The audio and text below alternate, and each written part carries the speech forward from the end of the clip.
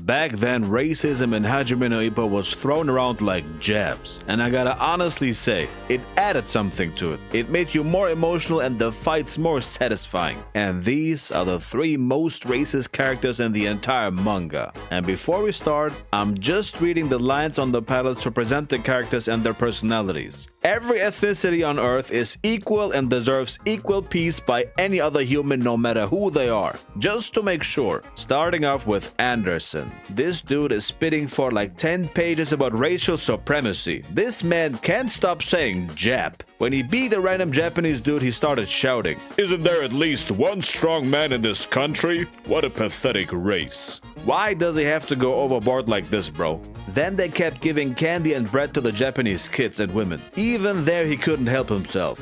"Gum and chocolate, take it, Japs." This is what he said before the fight against Nekota. "I've been waiting for you, Jap." Then he explained the skulls on his trunks. "The marks represent the number of Japs who have fallen to me. A souvenir when I get back home to America." But then the Nekota knocked him down. Look at what he said even while he was on the ground. "A Jap looking down on America? Unforgivable." Bro, who said anything about America? Bro thinks he's the country. Then he says something about an inferior nation. When Nekota started playing with him and kept dancing around, Anderson crashed out on the spot. "Damn Jap, damn Jap, damn Jap." Bro, we need this type of stuff later on again from Takamura's opponents. This will be a banger. Nekota hits him once again with a sharp right. And what does Anderson do? "I won't go down. I will not fall to an inferior race." He has like the most twisted way of staying motivated. Instead of saying "no man can drop me," he does a binding vow for specifically Japanese boxers. And then he gets mad out of nowhere like a schizo. Eventually he hits Nekota with a rabbit punch to the back of the head.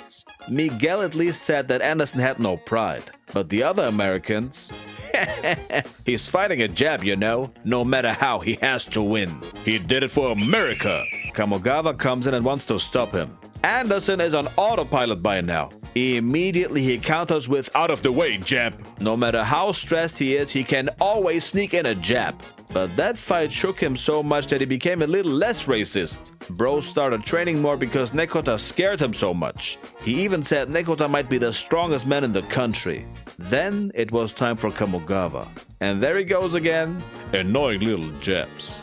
Miguel says don't rush in the beginning. Remember Nekota? And back to the roots we go. "I'm fighting a jab. There's no reason to be cautious." How did he become this arrogant within minutes, bro? When Kamogawa almost breaks his forearm, he says, "I've never felt anything like that punch before." Bro about to become an ambassador for equality. When the other Americans say he should go for a rabbit punch again like demons, Miguel says he won't do it. The sergeant trained too much for this. He regained the purity of a boxer. And he did. Look at the wording. He says, "I'll admit, the Japanese man is strong. An incredible boxer. I will defeat him with everything I have."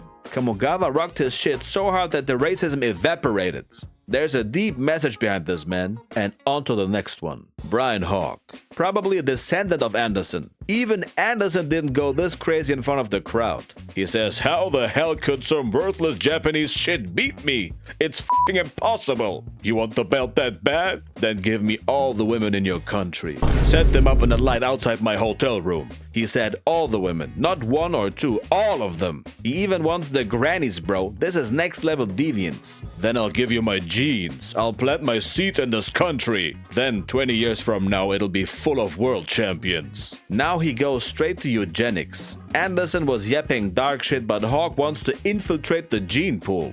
He would smash a 90-year-old for the love of the game. Next on the list, Takamura. Bro is sitting right next to the other 2 demons on the bus. He even went crazier than Hawk. He said, "Women, come to me. I will give you my sperm. In 20 years, Japan will be crawling with me." A Japanese trying to manipulate his own race. But it gets worse. Remember Jason Ozuma? I know you know where this is heading. Takamura says he spent all night thinking and now he got an answer. Why do we find black boxers so scary? Simple. We're not used to them. This isn't even that bad.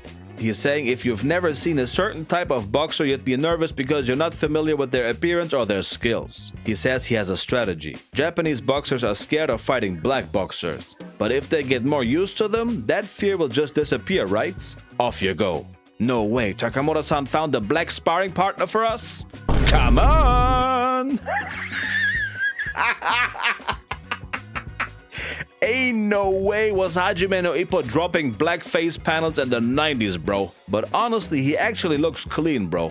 Is this type of racial portrayal too much or is it funny? What do you think? Put it in the comments and I'll see you in the next one.